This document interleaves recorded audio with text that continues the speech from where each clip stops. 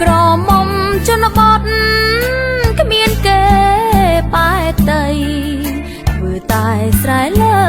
ដីស្បែកខ្មៅត្រូវថ្ងៃរាប់ខាស្ដាប់ពាក្យប្រដៅគោរពម៉ែឪបងវទួងបីខ្លួនក្រត្រដោខំធ្វើស្រែហើភ្លៀងហើក្ដៅខោឲ្យចប់តាស្រងាយហូបតែក្ដាមខ្យងម្អមស្រែ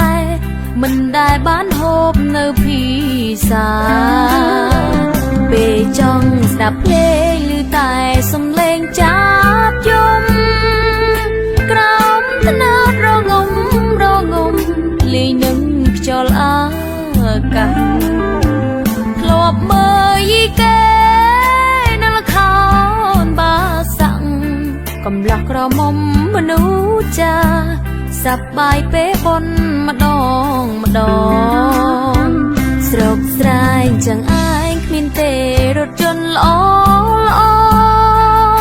មានតែរទេងគោសម្បូរកញ្ជើអីដល់ពេលល្ងាចប់ឡើងគ្មានថ្មីស្រែកច្រៀងគៀងគោមន់ទីក្របីសំឡេងលាន់លឺឡើងពេញភូ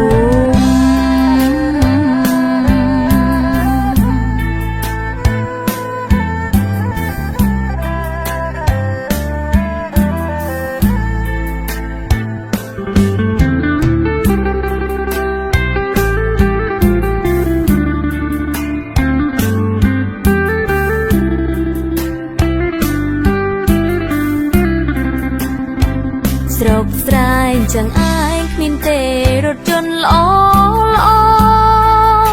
មានតែរទេងគោសម្បូរកញ្ជើអីដល់ពេលល្ងាចប់ឡើងគ្មានថ្មីស្រែកច្រៀងគៀងគោមន់ទីក្របីសំឡេងលាន់លឺឡើង